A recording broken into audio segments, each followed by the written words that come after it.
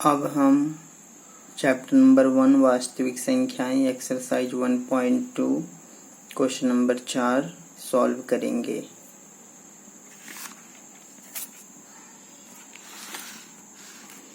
Question number 4 में हमें दिया हुआ है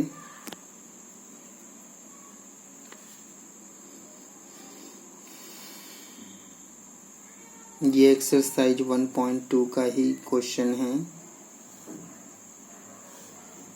इसमें हमें HCF दिया हुआ है 306 और 657। इन दोनों संख्याओं का हमें HCF दिया हुआ है 9 और हमें LCM ज्ञात करना है 306 और 6, मतलब कि इन दोनों संख्याओं का हमें LCM ज्ञात करना है और HCF दिया हुआ है। तो हम जानते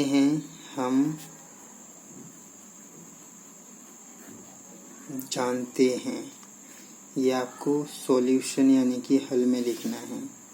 जानते हैं कि एक संख्या गुणा दूसरी संख्या बराबर HCF गुणा LCM होता है। ये हमारा फॉर्मूला है कि दो संख्याओं का गुणनफल बराबर HCF गुणा LCM, यानी कि A गुणा B ये पहली संख्या है, ये दूसरी संख्या है, तो दोनों संख्याओं का जो गुणनफल होता है वो HCF गुणा LCM के बराबर होता है।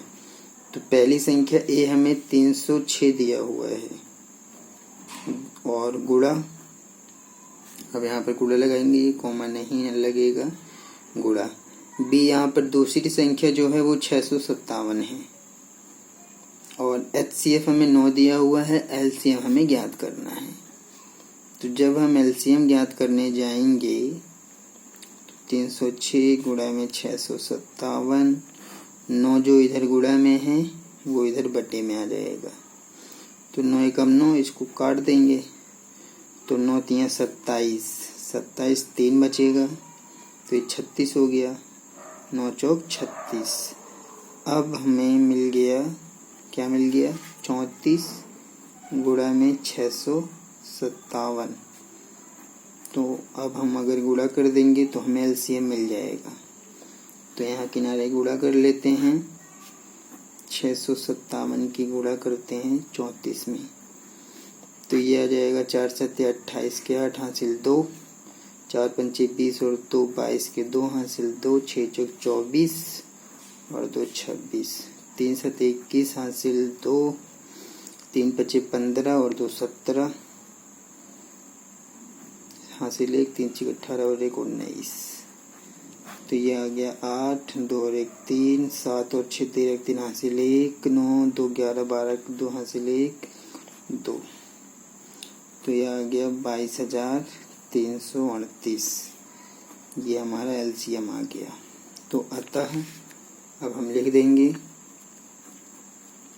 अतः LCM कौन सी दो संख्याएं थी, 306 और 657 का हमारा आंसर आ जाएगा 22,338।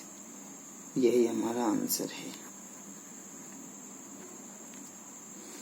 अब हम क्वेश्चन नंबर 5 के ऊपर बात कर लेते हैं। क्वेश्चन नंबर 5 हमें दिया हुआ है। क्वेश्चन नंबर 5 में कह रहा है, जांच कीजिए कि क्या किसी प्राकृत संख्या n के लिए संख्या 6 की पावर n अंक 0 पर समाप्त हो सकती है। तो चलिए जांच करके देखते हैं। n यहाँ पर प्राकृत संख्या है, चूंकि यह आपको हल में लिखना पड़ेगा। n एक प्राकृत संख्या है,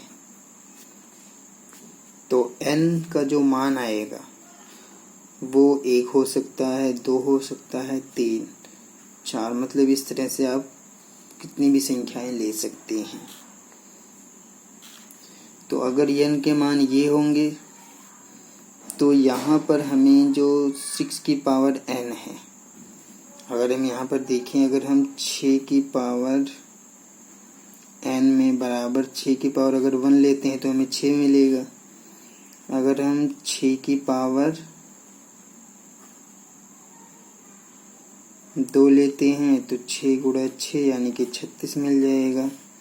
6 की पावर 3 लेते हैं तो 6 गुणा 6 गुणा 6 यानी कि कहने की 6 6 36, 36 की गुणा फिर 6 में कर दो, 6 6 36 के 6 हासिल 3, 6 3 18, 18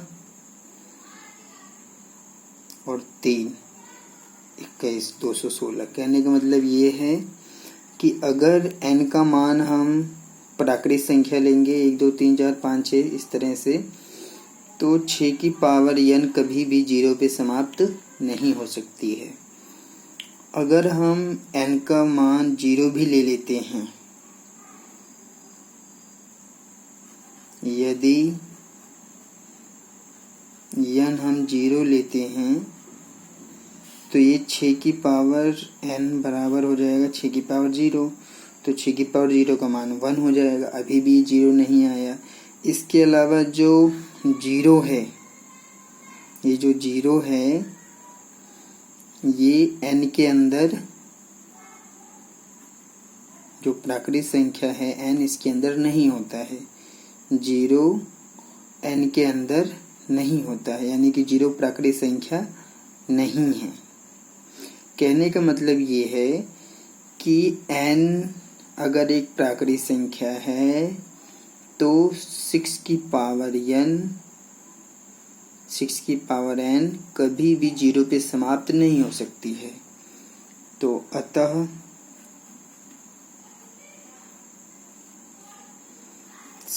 n कभी भी 0 पर समाप्त नहीं हो सकती है। यही इसका सॉल्यूशन है। अब हम क्वेश्चन नंबर 6 के ऊपर बात कर लेते हैं। क्वेश्चन नंबर 6 में हमें दिया हुआ है व्याख्या करना है। इसमें लिखा हुआ है व्याख्या कीजिए कि 7 गुणा 11 गुणा 13 प्लस 13 भाज्य संख्या क्यों है। भाज्य संख्या क्यों है, तो इसको हम क्या करेंगे, हमें व्याख्या कीजिए कि 7 गुणा 11 गुणा 13 प्लस 13 भाज्य संख्या क्यों है। तो यहाँ पर हम देख सकते हैं कि 13 2 बार आ गया है, तो इसके अंदर हम एक काम कर सकते हैं। जब हम इसका हल करेंगे तो 7 गुणा 11 गुणा 13 प्लस 13 में हम देख रहे हैं कि 13 2 बार है, तो 13 कॉमन ले लेंगे। तो जब हम इन दोनों में 13 कॉमन ले लेंगे तो ब्रैकेट में क्या बचेगा, इस पूरे में हमने कॉमन लिया है, तो हम देखेंगे कि यहाँ 7 बच गया, क्योंकि 13 बाहर लिया हुआ है, 11 बच जाएगा। ये जो 13 है वो हमने बाहर ले रखा है, तो यहाँ 1 लिखेंगे और बीच में प्लस का निशान है। ये जो 13 है ये बाहर है, तो यहाँ भी 1 आ जाएगा। तो यह आ गया 13 ब्रैकेट में 11 से 77 और एक ये 78 आ जाएगा। और अब हम 78 की गुणा 13 में कर देते हैं। 3 8 24 के 4 हासिल 2, 3 7 21 और 2 23, 3 1 के 8 में करेंगे 8, 1 के 7 में करेंगे 7, 4 8 3 11 1 1 हासिल 1, 7 2 10, 10 14 ये जो आया है ये एक भाज्य संख्या है। भाज्य संख्या है, यही इसका आंसर हो जाएगा।